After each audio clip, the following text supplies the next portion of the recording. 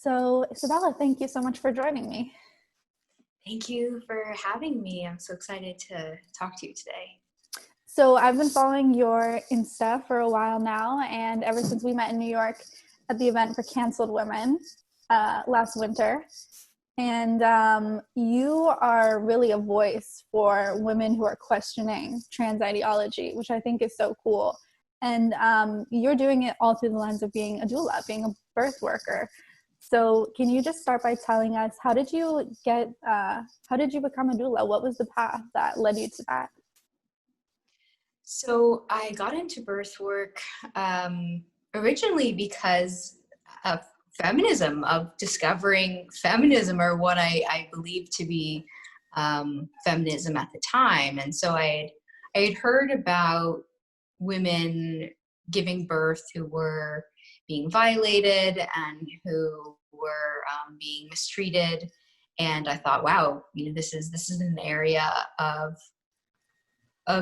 my interest that intersects a lot of the things that I've been thinking about, such as women's health, women's autonomy, kind of dabbling in feminist theory.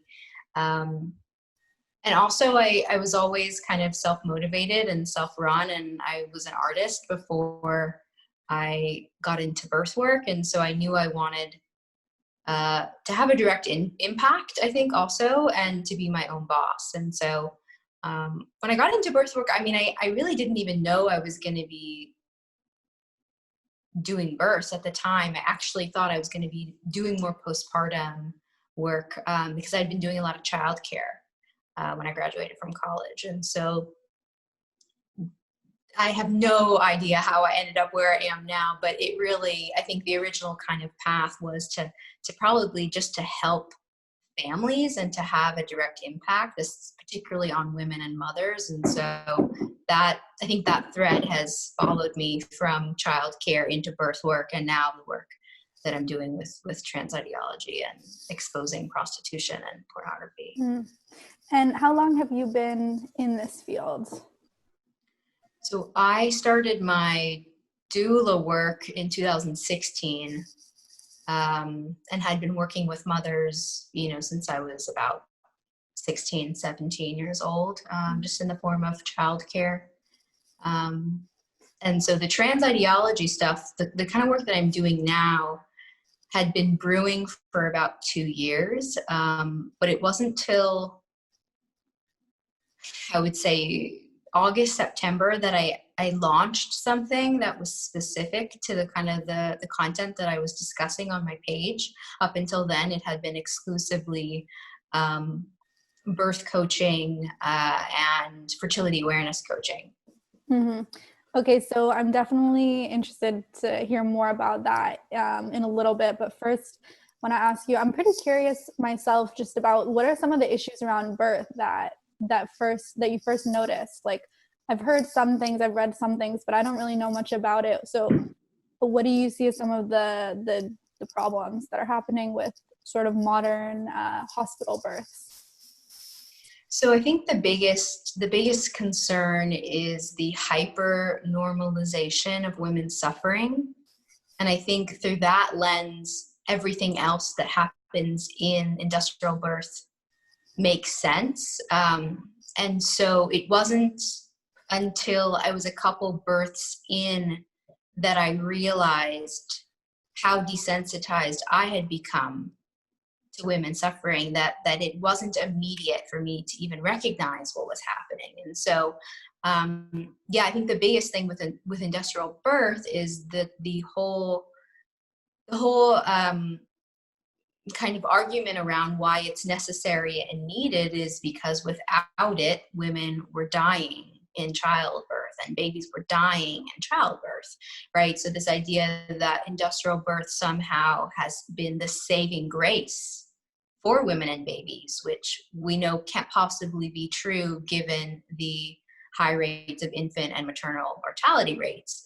Particularly in the US, we have the highest infant and maternal mortality rates out of any industrialized country in the world. So if we weren't seeing those outcomes, if we weren't seeing breastfeeding rates decline, if we weren't seeing increase in postpartum depression, which is really just a reaction to having been abused in pregnancy and birth, there would be no kind of examination over the system. And so, I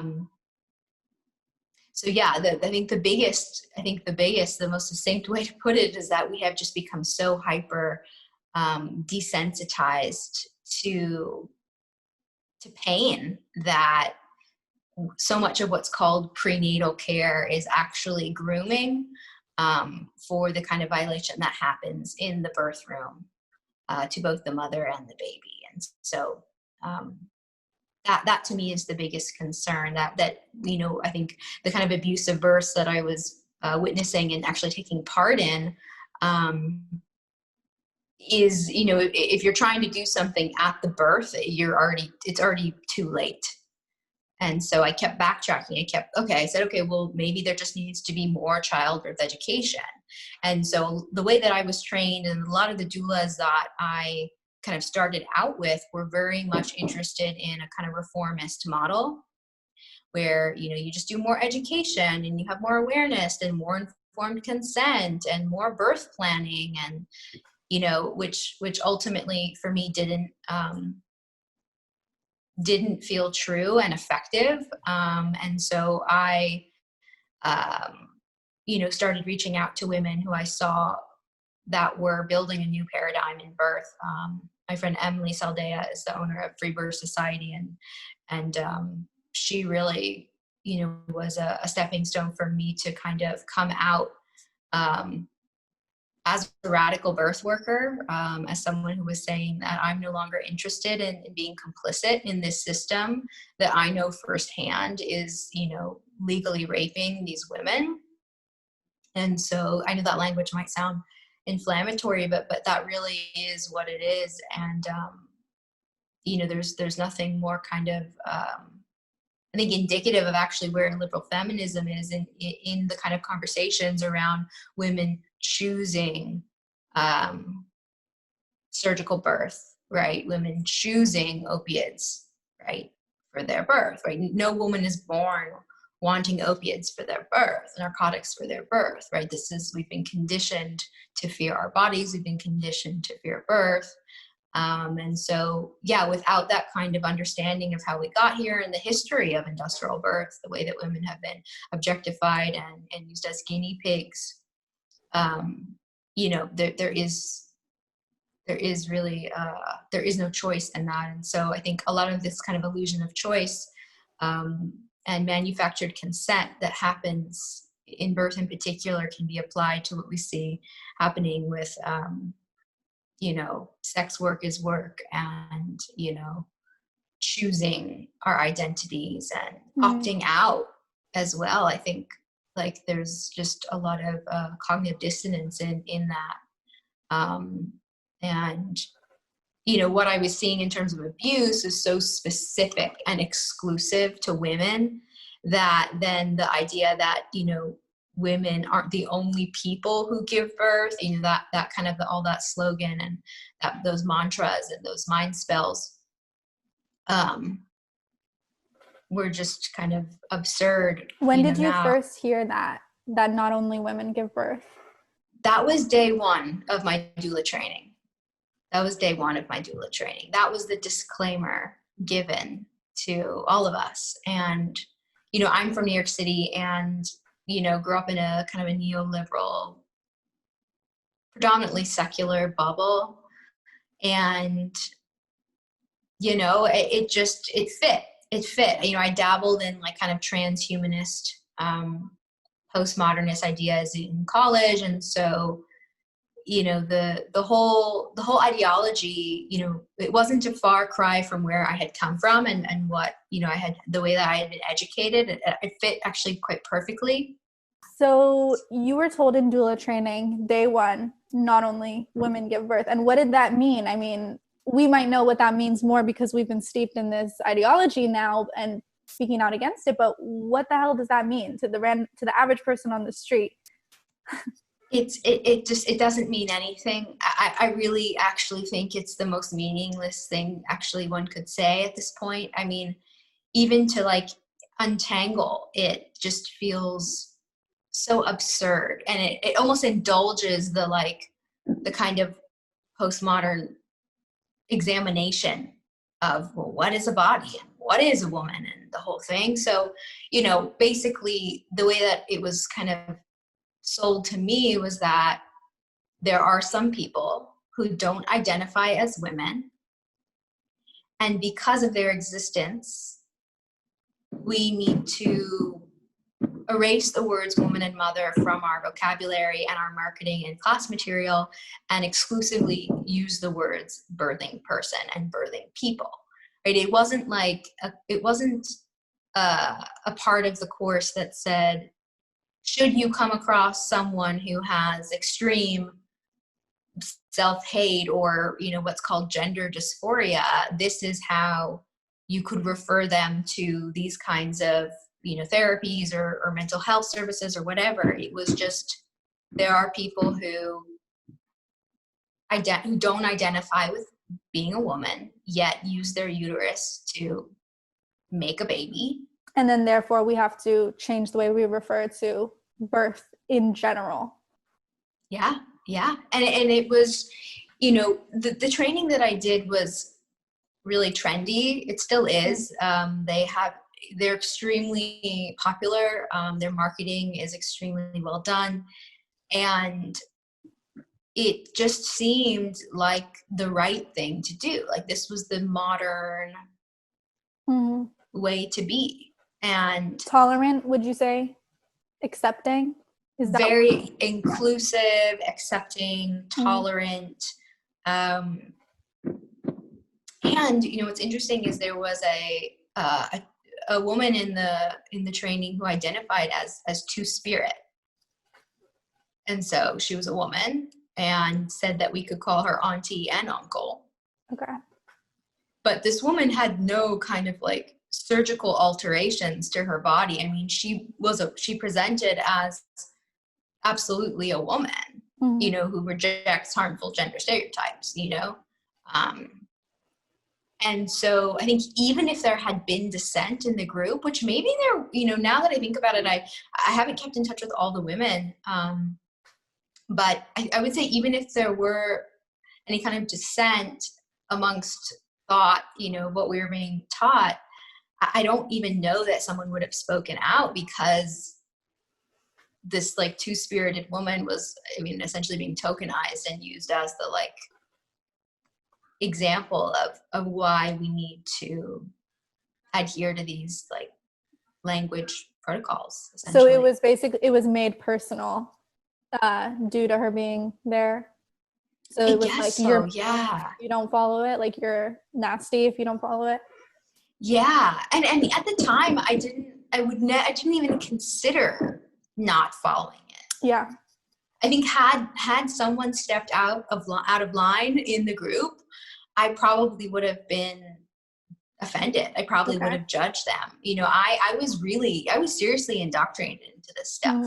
And I remember women that I was working with, collaborating with, telling me about a book the author of a book I was reading at the time, and just saying, oh, she's transphobic, right? And I remember just gasping, like, no, and just kind of putting the book away. Really, it was that easy, no explanation. And so I really understand the kind of knee-jerk reaction that women have to my content now, because I felt it very strongly, which is why I actually feel like it's so important and has brought me to the work that I'm doing now, which is to be a kind of a landing pad in teasing out the discomfort, because women are coming to me still thinking they might actually be secret bigots, right? And they're unsure, and they're asking for clarification as to why their feelings are valid, why, pulling their daughters out of a locker room that's now for men and women, why that doesn't make them, a hateful person. Right. And so like I really can relate to the fear of like being on the wrong side, the Yeah. fear of being, you know, really questioning, like, is there something wrong with me that I, you know, especially as I was kind of stepping out of the ideology and kind of promoting the ideology. I wouldn't say I was ever a trans rights activist, but I certainly considered myself an ally. Okay. And just to go back to the example of the two-spirit woman, because I'm wondering, was she Native American or not? No, she was, you know, I think she was, I would have to, I don't know how I would verify this, but Right. she was definitely a woman of color. She was absolutely a woman of color. She was not a white woman appropriating two-spirit. I'm nearly positive that she had indigenous, you know, Native American roots and maybe Afro-Caribbean roots. Okay. But it was just a kind of an example, you know, I think the kind of proximity of her experience, which is valid, and, you know, with teaching trans ideology in a doula training, you know, I conflated the two. And so, you know, the way I see it now is they absolutely appropriated, and we see this all the time with trans ideology, appropriating two-spirit and intersex and, you know, all these other kind of like things that have nothing to do with the myth that, you know, sex can be changed. And so what was the first little inkling of dissent for you? What was do you remember the first moment? I think the first concern that I had was as I got more involved with kind of raising awareness about the harms of pharmaceuticals for hormonal birth control and the kind of lack of informed consent that happens, and kind of the myth of liberation that revolves around pharmaceutical birth control, this idea that it like freed us. You know, now I hold the belief that true autonomy and true freedom and liberation comes from understanding your cycle and learning your biosigns rather than outsourcing your reproductive system to pharmaceutical companies. And yeah, I mean, I you know, there is a lot of talk around pharmaceutical birth control, and I hold this belief myself that right, to shut off ovulation, to turn off ovulation, to turn off the reproductive system is I think one of the most anti-woman things that one can do. And, you know, to talk about, you know, there is harm reduction. You know, I can see why one would take hormonal birth control as a form of harm reduction, but to kind of to have it be sold as something that's liberating and empowering really serves no one other than the pharmaceutical companies, and so the whole industry behind it as well. And so it's interesting because we've seen a significant decrease in the use of pharmaceutical birth control. Yeah, I mean, I've always been told that idea that the pill liberated women. I mean, people say that, and I believed it, and I think, but you're really making me question it. I mean, what's also made me question it is reading about how little research there is on the pill. I mean, many women experience horrible effects, and like it actually kind of ruins their life temporarily, hopefully just temporarily, but there's very little research done into it and into making it better for women.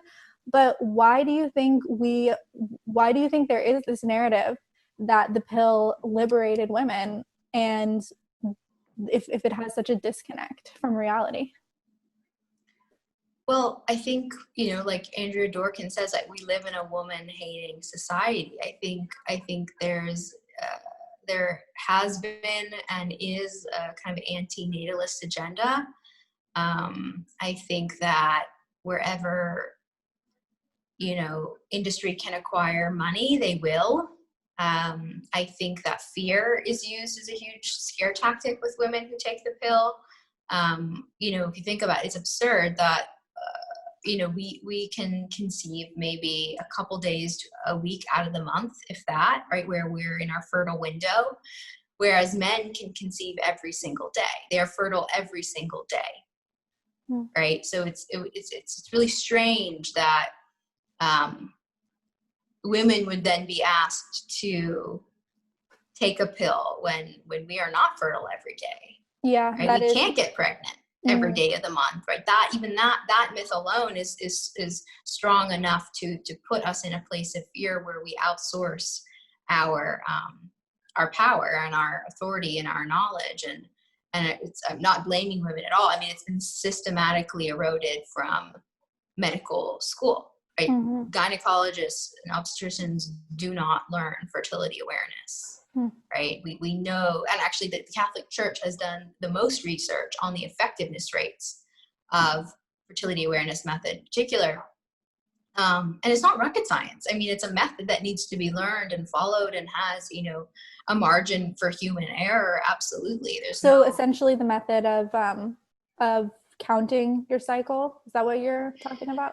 No, so it's different. I think what you're thinking of, you might be referring to is the rhythm method, which only has a 75% effectiveness rate. The rhythm method is really when you're only counting your bleeding days. Okay. Fertility awareness method is a quite a scientific method where one interprets their biosigns. So the primary biosigns would be cervical fluid, basal body temperature, and cervical position. And so the interpretation and the learning of these biosigns, primary and there are also secondary biosigns, tell us, right, where we are in our cycle and give us not only information about, how to conceive or how to prevent pregnancy, but just overall health and well-being, understanding our cycles and where we are in our cycles and our learning how to chart can give us incredible insight as to our hormonal production. It's a diagnostic tool that can be applied to the entire body, right? Our periods and our cycles aren't just this kind of like separate compartment that can then be turned on and off when we want it, right? It's this whole myth that we can even pause our fertility is absurd, and again, really only feeds into kind of not only big pharma, but big fertility, which is a whole other kind of really predatory industry as well. Okay, but surely the pill has done something for women. I mean, so before the pill, women had to constantly worry they didn't have any control over. I mean, is there truth to that? Like, did it help some women? Well, I think it's a harm reduction. It's a kind of harm reduction. I don't think it's liberating or empowering. I certainly don't think it's optimal. If anything, it's a Band-Aid. I think at its most benign form, it's a Band-Aid. But I really don't buy into the narrative that the pill was introduced to help women. I think what would help women is to not put healthy people on pharmaceutical drugs. I mean, what other instance do we put healthy people on pharmaceutical drugs other than, transing kids? So I think it's just I think it also feeds into the kind of the equality narrative too, right? The equality narrative says that we should be like men, which is to erode, in one sense is to erode our kind of physiologic systems, which we need them, right? We need them for health. We don't need to have a period so that we can potentially have not only, to potentially have a child. Like, this isn't a kind of like a child, a pregnancy focused issue even. It's just a matter of overall health and well-being. And so, okay, yes, maybe a woman who's having debilitating cramps no longer has those cramps because she's taking the pill. But that's harm reduction. Actually, in that case, I wouldn't say harm reduction. I would call that just a Band-Aid, so that she can function and move through the world and get her shit done. But it doesn't address the fact that she has underlying issues. Interesting. That will only increase in in their in its strength, you know, in its kind of pervasiveness, the longer it's suppressed. So the whole narrative around the pill is that it's there to regulate us, as if we need to be regulated. But what it actually does is it completely shuts off our hormonal production and specifically ovulation. You mentioned the idea of being separate from your body. So that brings us a little bit more back into the trans territory. So tell us more about this idea of being at home in our body or rejecting our body as sort of a separate entity from ourselves. Yeah, so one of the like principles behind, you know, the wise woman tradition, you know, for example, is to nourish, right? It moves away from the scientific or the heroic model that kind of poses the idea that we need to be saved, that we are inherently flawed, that we need fixing. And so the wise woman tradition, what it does is it says we are already perfectly whole, and we just need nourishment, right? We need love, we need a nourishment, right? We need to kind of feed what's already here. And so this, you know, this is, you know, with fertility awareness method, it's all about embodiment. It's all about becoming literate with your biosigns. So first you learn your biosigns so that you can interpret what's happening, and then to then make, you know, informed decisions about your body. And if you do seek out, you know, allopathic medicine, that you're coming as an authority on your body and your well-being rather than as a kind of a passive consumer. And so, yeah, kind of taking back your authority, taking back your autonomy and power as a woman, which is just inherent, right? We never gave it away. It was taken away. Right? Women didn't get together and say, yeah, we're just going to like give all our birthing, you know, our most like sacred rites of passage, you know, like our first periods and having babies, you know, we're just going to, and death, we're just going to like pass it off to these strangers in the sterile, like prison, essentially, right?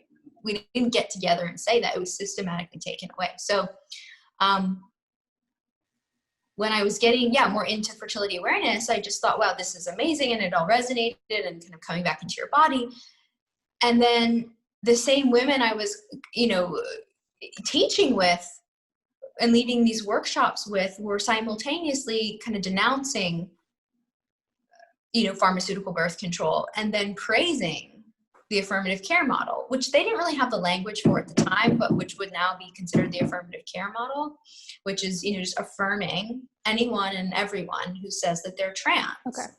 And, you know, affirming everything they need to do to get to being trans. I remember one woman in particular who has since like sent me all sorts of emails, like asking me to remove any mention of their company from because I used to teach with this organization. And I remember her sending around fundraisers for double mastectomies. And I just, that was like one of my like moments, you know, you asked what kind of one of my moments, and that was one of them where I just thought, this doesn't make sense. Why would this be okay, but pharmaceutical birth control is not? And so, yeah. What was the reaction? What was it like when you first started to voice those concerns?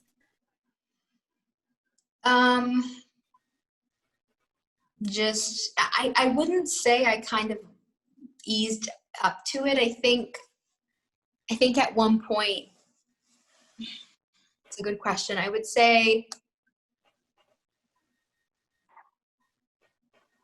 mostly just in the form of emails. You know, we've heard that you've become very hateful, and we hope that you know, regain your compassion someday, and that things like just kind of emails and messages like that. And I would hear around from other people, oh, this person came to a workshop and was crying because they said your e-newsletter traumatized them. What did your newsletter say that was so traumatic? I think that one was probably in reference to the sports stuff. Okay. Yeah, I know people it's so funny. I naively thought that when I started talking about men competing against women in sports, that would be kind of the aha moment, and that would like kind of that would like flip a switch. Yeah. I naively thought that this would be the thing that would kind of flip for people. And I think it has. I think it has for some, but for others,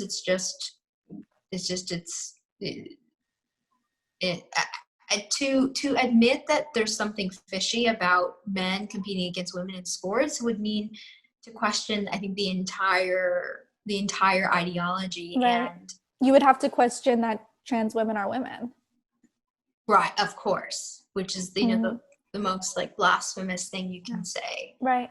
And what circles. Do you so explain that so to people who don't actually know yet about this? What's the issue? Why are you saying men and women's sports? Like, tell us what's going on with that. So men and women are born with different physiologic capabilities, right? We just are. That doesn't mean that there isn't some large woman who could dominate a small man in a particular sporting event. But on the whole, men have more capacity for muscle mass. Their bone structure is more apt to compete, to dominate women. Grip strength, speed. It's just kind of all around. I don't know, there might be one sporting event where women might slightly have some kind of advantage, but on the whole, right, this was the purpose of sex segregated sports, is that we recognize that women are inferior to men physically, not emotionally, not mentally, not intellectually, not spiritually, physically. And acknowledging this is really fundamental to our protection. And so I had a conversation about this with Ria M. Riley, who's like she's a radical feminist writer, and we got into, just how the equality narrative in particular has effectively undermined biological reality, right? That it is unpopular to say in liberal feminist circles that men are stronger than women, right? Which only means it only means that they have a physical advantage over us, right? Which is so obvious. And I think women know this on the most like innate levels, right? We act differently when we're around men. We would have a very different experience if we were the only woman in an all-male bathroom, right? We'd have a different experience if we were expecting to have a one-on-one session with a woman and we walked in and it was a man, whether that's for a massage or for hair removal or therapy or whatever. If you're expecting a woman, you're walking into something. You're walking in with a set of expectations about your physical safety, right? It doesn't mean that every man is violent. And it certainly doesn't mean that every man who identifies as a woman is violent, but it means that we have to have the same discernment for a man who calls himself a man as we would for a man who calls himself a woman. This idea that men can become women is just so absurd. And even the word transition, I have such issue with, because it just promotes an ideology. It promotes something that isn't true. And I still use the word to just be able to talk about what's going on, but men cannot become women and women cannot become men. Men can get breast implants and get castrated and, have a cavity inside of themselves. And they can take estrogen, and they can do voice training, and they can have cosmetic surgery.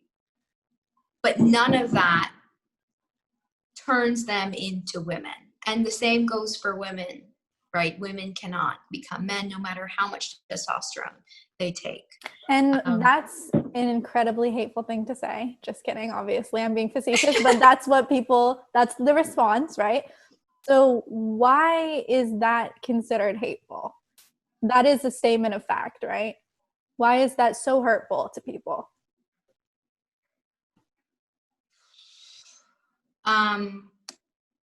Is it mean? Is it coming from a mean place? How do you feel about trans individuals? No, I think trans individuals, I relate, obviously I relate to women. I relate to the women who hate their bodies and want to self-harm. I think most women can relate to that experience. Where every time I hear someone say that I could never know, because I'm not trans, or that we can never know, I just have to laugh, because women really are the experts on self-harm, as evidenced by the increasing rates of women who are going through with gender reassignment surgery. So no, I have an incredible amount of empathy for a woman who feels so victimized by being a part of the female sex class that she would then choose to opt out. I mean, could you hate being a woman more than putting all your effort and time and energy into pretending that you're not? I mean, it's heartbreaking. It's so horrible. And I think I know a lot of women who have said to me, had they had the opportunity to transition when they were adolescents, they absolutely would have, right? It wasn't a thing when I was a teenager. It was more in vogue to starve yourself and cut yourself. And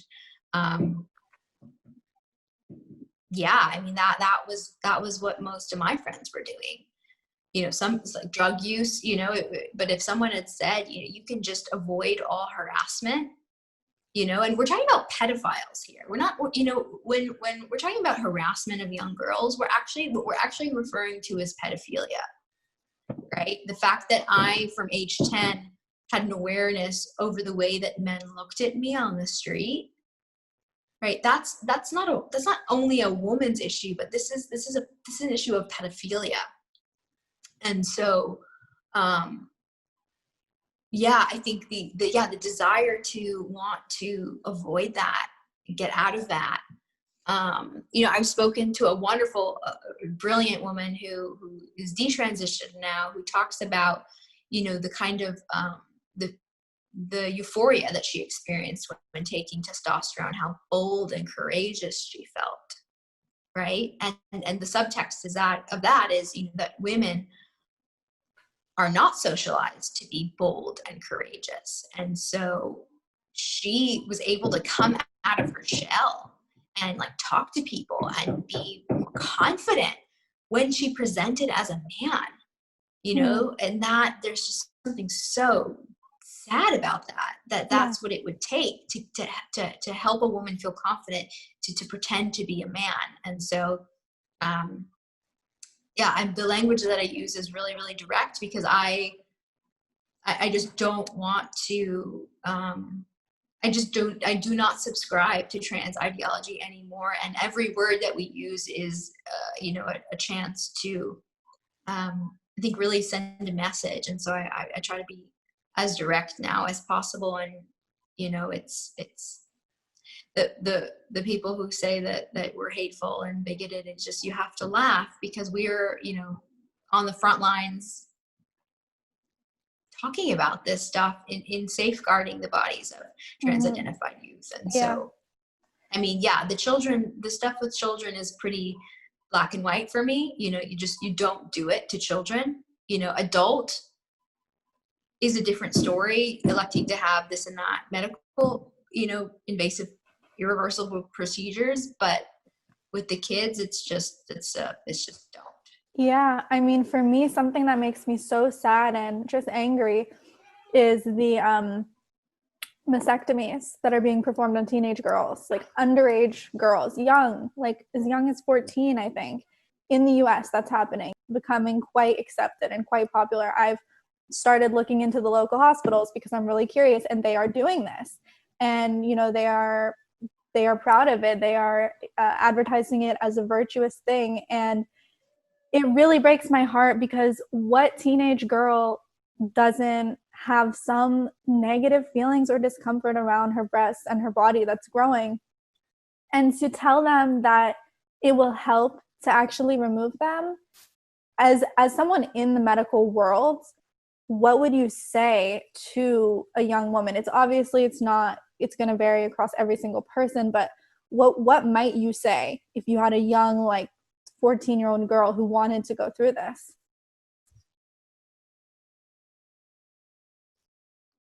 I would tell her no matter how hard she tries, she'll never escape her body. She'll never escape being a woman.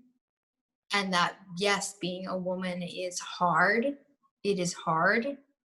We are part of the same sex class. We suffer in ways that our oppressor sex class does not. You know, it's still worth staying in, and that she really actually doesn't have a choice. You know, I think the whole conversation around to do it or not to do it is almost a moot point, because no amount of surgery can make a woman a man. And so I think, I don't know, it's really hard to talk to children about this, because you know they can't, and I consider a 14-year-old a child, you know, let's say early teen, but you can't fathom that kind of longevity of, you know, maybe I'll want to use these breasts to feed my children, or maybe I shouldn't remove healthy organs, you know, parts of my bodies and tissues, you know. So do you think that because I keep hearing this over and over again from people who call themselves feminists, that it's really bad that, like, adult women have a hard time getting sterilized when they want to be sterilized, and furthermore that children who want to undergo these procedures are being told that they might be sterilized. People are saying, like, how can they prevent them from getting it just because it's going to sterilize them? They're acting as if that's oppressive, like that's something that's forcing women to be baby makers. So I think people fall into that. They're like, well, I don't believe women should have to be baby makers, so I believe they should be allowed to be sterilized. But it's obviously a completely different thing when you're an adult versus when you're a child. And they're sterilizing these kids who are, a lot of them are gay kids, or they would have grown up to be gay, or they're gender non-conforming, and this is all part of that big pharma. So let's talk a little bit more about that, because I think that's a big question on everyone's mind, is like, who is making the money off of this? What is going on with the profit here? So this is I'm glad you brought this up, because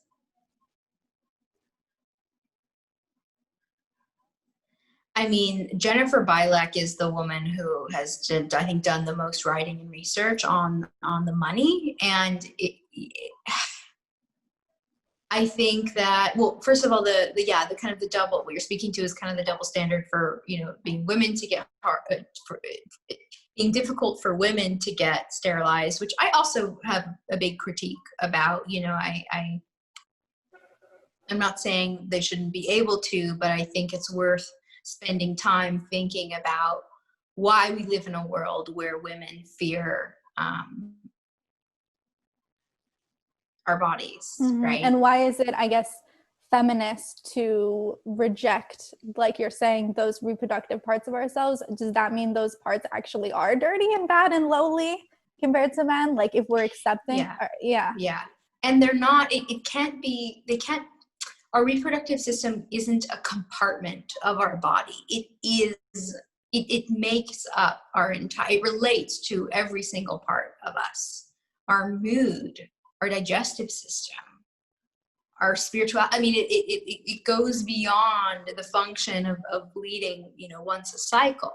Yeah. So I think I think it's extremely misogynistic to think that it can be turned off or plucked out, and then there not to be consequences. So, you know, I do think women should be able to get sterilized should they want that, but that's not how most sterilizations go. The women who are being sterilized are being targeted because of their socioeconomic class. right? It's a kind of eugenics, you know, there are some women who of their own volition choose to be sterilized, but sterilization is used as a kind of violence against women, right? It is, I see it as very much part of an anti-natalist movement, which is, you know, that you know, it's selfish and wrong for women to even have babies, you know, this kind of really anti-woman, anti-mother stance, which some radical feminists are on board with. There's quite also a spectrum within radical feminism when it comes to pro-natalist versus anti-natalist kind of agendas. So I think the targeting of children and the money is, I mean, once you go after kids, I mean, the fact that we've been able to normalize castrating children and neutering children. I mean, can you go any further other than like actually killing them? I mean, what's the next step? I mean,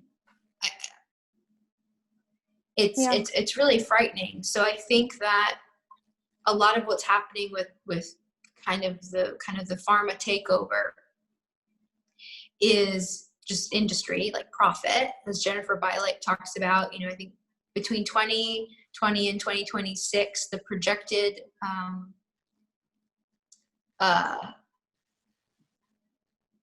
profit for sex surgeries alone is $1.5 billion. Wow.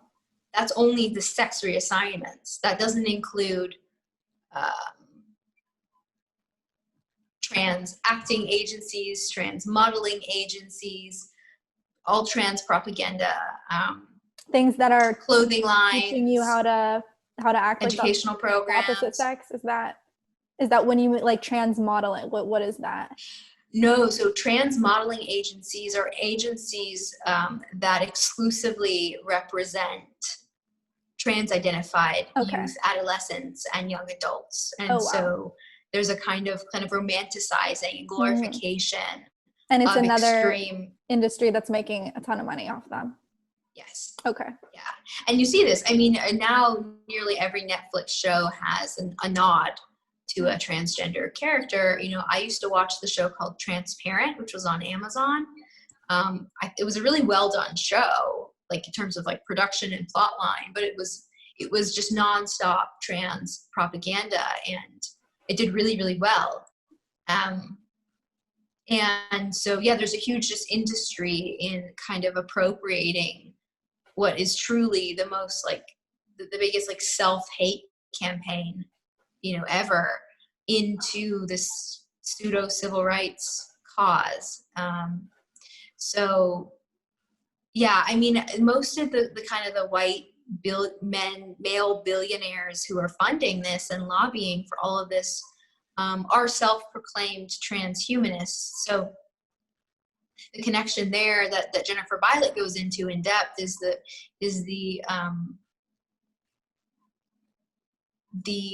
purpose of trans ideology, I think fundamentally, is to create disconnection from our physical fleshy selves, right? It promotes the idea that we could have a wrong body, that we need to be fixed, that we're just wrong, that there are certain people who are just mismatched and wrong.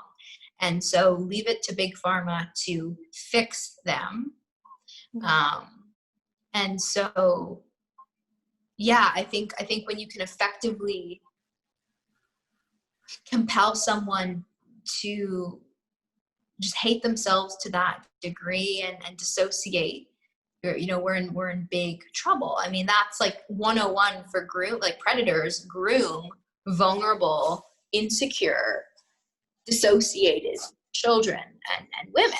Like that's ideal for any kind of predator, whether it's a pharmaceutical predator or a male, you know, street predator, or, you know, a family member who's, you know, abusive. That is what you need. You need someone who's insecure. You need someone who's vulnerable and who is effectively already starting to dissociate. And so, yeah, I think what we're seeing just on a mass scale is just a lot of grooming, and trauma responses too. I mean, I think a lot of these cases with the young women are a response to rape and trauma, right? Again, specific to our sex class, wanting to opt out. Yeah. And everyone around them feeding them the idea that they can, and that they should, and that it's courageous to opt out of your sex class. Yeah. And by the way, you mentioned forced sterilization.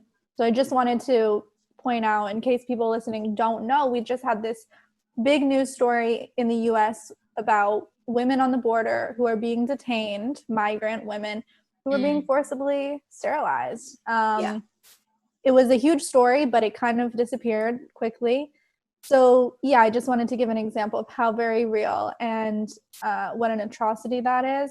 And then now I kind of want to get into more about some of the work that you're doing right now. So I've heard a lot of comments over the past few years about consciousness raising and how maybe we need to bring it back. I had a guest on my show a while back named Dr. Harriet Fraud, and she is a hypnotherapist, I believe, and she calls herself one of the founding mothers of the women's liberation movement back in the 1960s. And she was very emphatic that we need to bring back consciousness raising. And you have these groups that you do, that you kind of just launched.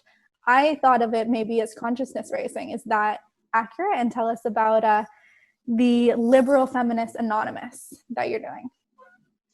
Yeah, it's absolutely consciousness raising. That's so funny. I'm also a hypnotist. I want to look up the woman that you had on your show. Oh, she's really cool. An awesome episode. Yeah, so it's absolutely consciousness raising.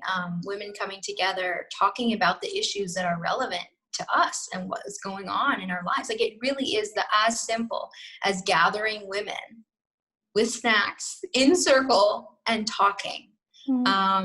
And, Carol Downer is one of the founders of the self-help movement, where, which is kind of one step further, where, women were looking at each other's cervixes with, speculums and kind of discovering their bodies and their anatomy. But yeah, the consciousness raising kind of style groups that I'm doing now was really a response to the confusion that I was seeing happening and the kind of silencing, and just woman after woman coming to me saying that they were afraid to speak out and that they're confused and they don't know what to do, and that everyone in their doula training will think that they're, a hateful bitch. And so I created this 8-week series that essentially detangles what is happening. So it kind of goes into a history of how we got here, and what are the kind of inner workings of this. I'm not afraid to use the word agenda. I think the word agenda and agendas are extremely important to be using now, because what we're saying is quite an orchestrated takeover. You don't have to be a self-proclaimed conspiracy theorist to see what's happening. It's quite systematic. And so we're seeing this kind of coordination of corporations, like Tampax, for example, start to use gender neutral language. And so it's happening on every front. So the series, in the series, we untangle trans ideology, prostitution, pornography. We get into surrogacy as well. And we kind of connect the dots as to how they have really become tenets of liberal feminism, kind of the normalization of those industries, really. And yeah, we do, we're going to be getting into some direct action stuff too. And now I've just created the private virtual community, which will be a continuation of the 8-week series. So anyone who does the 8-week series will then go into the virtual private community for kind of ongoing support. I also offer just general support calls because just of how heavy all of this is. And I've been in this stuff for about, 2.5 years, kind of awake. And I still get overwhelmed with the amount of information and kind of disturbing nature of what is occurring. And so you can think of me as a kind of also hand holder for women as they kind of step into the unveiling of what is happening and the seriousness of what is happening. And so we do a lot of storytelling too, just sharing. And you know, some of the feedback that I've gotten from the women has just been, it's been incredible to know that they're not alone. You know, I think the divisiveness of trans ideology is that it is kind of, people think that it's only happening to them or in their friend group or in their doula training, but it is, as soon as you zoom out, it's almost like a sigh of relief to see, like, you know, well, it's scary that it's happening on a global scale, but also to know that it's not specific to your kind of bubble. Yeah. What are some of the emotions that are coming up? What are the reactions? What does it feel like for you and for the other women? I think the most notable reaction that from one woman was just a level of overwhelm watching some of our guest speakers speak truth. I think for women who are used to and have been conditioned to, I think to some degree that in the way that we all have been conditioned, it can be really confronting to see a woman stepping into her power and into her authority, because it's a mirror, you know, as to what is happening within ourselves. Like, what is the level of self-betrayal happening, right? What is the level of silencing that we are complicit in, right? And so there have been a couple of responses like that. And then I had one woman who kind of came out to her best friend about being in this 8-week series and questioning trans ideology and really being concerned about female erasure. And her friend was like, I have been too. Oh. I've been questioning, you know, I've been questioning it too. And so again, the divisiveness around thinking that we're the only ones and that no one else is seeing it. You know, I think, again, the most powerful thing we can do is really give voice to what is happening, acknowledging that there are absolutely consequences, and those consequences vary based on, you know, our jobs and our schooling and our, our livelihoods. I get that women are scared to lose their livelihoods, rightfully so. But at this point, I really don't think we can afford not to. Why do you think that? I mean, what's gotten to such a point for you? What's the breaking point? Like, why are you ready to put yourself on the line for this? Well, I think losing nearly all my friends was probably the breaking point for me, which was just like, if this controversy, if this ideology can do that, if this ideology has the power to do that, to pit us against each other in the way that it has, it's bad. I mean, it is bad. So I think that for me, I mean, I've never really had an issue with like stepping out and doing things that people don't agree with, or, you know, I mean, I was the one girl who went to art school, you know, when I was in middle school. I mean, like, that's a silly example, but it's never really been a factor for me in caring about what other people think. It's certainly heartbreaking to lose friends, lifelong, you know, women I considered sisters, but I don't have time to worry about that anymore. Like, we have bigger issues, and I do have faith that in the next 5-10 years, more women are going to wake up to what is happening, you know, the systematic erosion of our sex-based rights. You know, and if it has to get really, really personal for someone to realize that, then so be it. But this ideology, as you know, it is everywhere, and it touches everything. Mm-hmm. Yeah, and I think people don't realize they don't realize that people are getting fired for talking about this. They don't realize the social implications, because that's a really important piece of this, is the losing friends and the reputation impacts from speaking out about this. But do you see any possibility of some of those friends like gaining awareness in the next few years? Do you think it would ever be possible that they would come back to you and say, like, Isabella, I'm sorry, and I see things differently now? I sure hope so. I mean, I do, but then I speak to, you know, I have this one, I have a lot of amazing friends now. But one in particular, you know, said to me, she reminded me that in the 70s, that's what radical feminists thought when they, you know, started to expose porn.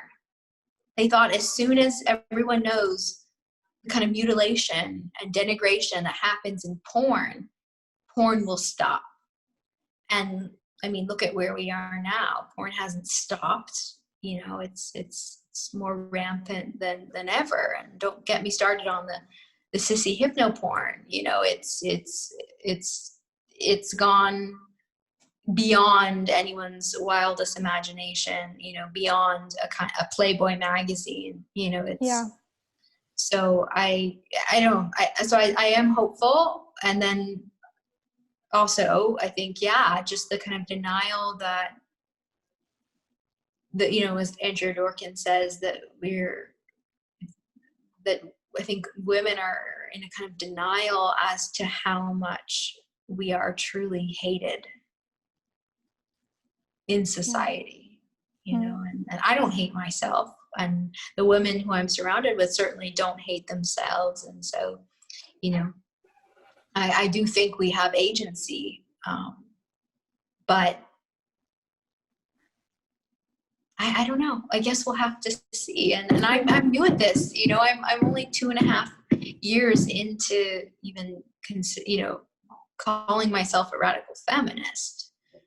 Okay. And can you just quickly explain, like, what is sissy hypno porn? So sissy hypno porn is a subgenre of pornography that is essentially mind control. It's a kind of hypnosis. It's similar to Clockwork Orange in that the imagery is really abrupt and intersliced, and it's really hard at the beginning to understand what's going on. So the imagery is quite erratic and also rapid. So you'll have like a light image and a dark image, a violent image, and then like a loving image. Like it's really hypnotic. And there's also certain tracks. I haven't listened to the tracks specifically, but I know that some of the audio overlay in the pornography is straight up hypnosis. And I know this because I'm a hypnotist and I understand confusion techniques and induction methods in order to access the conscious mind. And so and then who is it aimed at? Like, who's watching it? It's targeted at men. So it's just targeted at straight men. So it starts off normal. So a guy who stumbles into it, you know, might have a fetish for, like, you know, wearing heels or something. But it spirals. It starts off normal-ish. And when I say normal, I mean just like standard disgusting porn. And then it spirals into you actually don't like your penis, you don't want your penis, you don't need your penis. The man will be like it will be like the camera will be from the point of view of getting a blowjob, and then he'll be giving the blowjob as the woman. So it kind of goes back and forth to kind of skew kind of who is the object of the film, or who is the one receiving the pleasure. Mm-hmm. So is that tied in with autogynephilia? Yeah, the fetish that a straight man has, that of himself as a woman and of being perceived as a woman? Yeah, it is similar. I'm not an expert on autogynephilia, but yeah, it does seem to be kind of that is exactly, I think, the kind of prototype. But it's interesting because with sissy hypno porn, men are going into it never even considering that they might be trans and getting addicted to it and then coming out as trans. Okay. And so I interviewed a woman who's the ex-wife of a man who this happened to. Okay. He got addicted to hypnosissy porn, then got physically violent, choked her, was incredibly abusive, and then came out as trans. So the autogynephilic thing, it's like I don't know what came first, the chicken or the egg. Is it that some women, is it that some men, are kind of more inclined to fetishize women and, get off to the thought of being women without ever kind of looking at that kind of imagery? Or is it that imagery then kind of feeds into the fetish? Or is there a third category, of men that have absolutely no interest in dressing up as women and have never been turned on by the idea of being a woman, that are then literally hypnotized by this incredibly, incredibly powerful propaganda? Yeah. Because pornography is propaganda. I mean, you're anchoring. You're taking an image and you're anchoring it to a chemical reaction in the body, orgasm. You're anchoring, you can anchor, and that's a really powerful thing to do. It's not just like reading a book, right? You're reading something and listening and watching something and then getting off, so that those two things become one, and so there are these forums of men that say that they can no longer get off without sissy hypno porn. And this is the case for lots of porn, just generally. A lot of men can't get off without porn and have erectile dysfunction, porn-induced erectile dysfunction, or can't get off, can't have sex with a woman that has pubic hair. I mean, it's absurd, right? Because they've literally, the anchor, the act of ejaculation is so tied to viewing whatever has been previously viewed, whether it's mutilation or hypnosissy porn or some obscure kind of fetish. It's porn kills love. I mean, I think we would agree. Porn kills love. Porn kills sex. There's this great quote from Gail Dines, who's a professor. She calls herself, I think, a Marxist radical feminist, and or maybe a Marxist feminist, I'm not sure. But she says that porn is to sex what McDonald's is to food. I think that's pretty much. She also says that porn is the intersection of capitalism and patriarchy, which I think really brings us back to the profit motive. So that also brings us back to the whole choice feminism. And I think you've been really eloquent on that. How do you see this playing out today? I think in my circles, probably the birth control is the biggest one. I think, it comes up with surrogacy as well. The idea that a woman could choose to rent out her womb, that it would be a choice to lease her body, to sell her baby, essentially. That comes up a lot in kind of my circles, just because of my history with birth and fertility. And I'm really just getting kind of more, I guess, versed with prostitution, and really listening to the stories of trafficked women, survivors of child prostitutes, right? That's the trajectory. Prostitutes are coming from a history of, I would say 90% of prostitutes are coming from a history of child prostitution, abuse, and trauma. That's the pathway to become a prostitute, right? This kind of anomaly, white, upper middle class woman who chooses to be a webcam girl, right. That's not what we're talking right. about. The happy hooker myth. The happy hooker myth. Yeah. And it's I really credit, Mary Lou Singleton talks about this in relation to surrogacy, you know, what about the surrogates who have money and they choose to do this because they want to gift this family a baby? You know, she kind of challenges that and says, you know, if you're a woman who has the option to not starve, choose better, right? Because that decision affects all of us. You know, and I don't blame a woman who's choosing between feeding her children and, you know, like having sex with a stranger. Of course she's gonna fuck a stranger, like, obviously. But to kind of use this anomaly, this kind of unicorn event, it's just, no, it doesn't work. And if that's the example someone's gonna bring up, then, like, let's talk about that and let's hold her accountable. You know, and it's like, it's not a sustainable, for obvious reasons. Sex work and surrogacy are not sustainable careers. Yeah, selling your eggs. The only career where as you gain more experience, your value goes down. That's a great point. Yeah. I didn't think of that. I've read that. So, yeah. And especially now with the economy going down the toilet, it's like more and more women are going to be turning to this, and we're seeing this rise with OnlyFans, this like homemade porn, and girls are doing it as soon as they turn 18.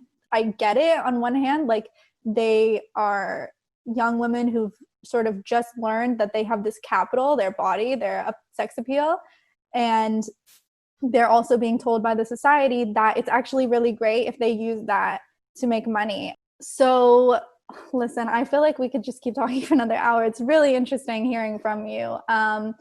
One thing that I kind of ask a lot of my guests at the end is, like, what are some books that you recommend for people to read to learn more about all these things? I think the biggest book, the book on my mind right now is in regards to choice feminism. So bad. They're like, choice feminism. Yeah. I think, you know, with the election, there was a lot of talk of Planned Parenthood, what it means to kind of lose Planned Parenthood. And I think one of the big aha moments also that I had was just learning the history of Planned Parenthood in relation to the eugenics movement and forced sterilization. And now we know, you know, that Planned Parenthood is the main offender for dispensing puberty blockers and cross-sex hormones to minors. And so for anyone who's wondering, like, what about abortion, or like, what will we do without Planned Parenthood, you know, I would say, you know, their abortion rates have been on the decline for about 5 years now, which is why they tapped into the hormone replacement therapy market. And pharmaceutical birth control has also been on the decline. So Planned Parenthood isn't even like the mecca of abortions, right? Their abortion rates are going down. And second of all,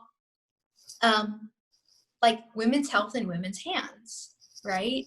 Women have been performing self-abortion, herbal abortion, DIY, you know, menstrual extraction since the beginning of time. And so the book that I would recommend is a book called Natural Liberty, which it just emphasizes, again, putting women's health in women's hands, and instead of outsourcing our authority constantly. And an abortion doesn't have to be a medical event.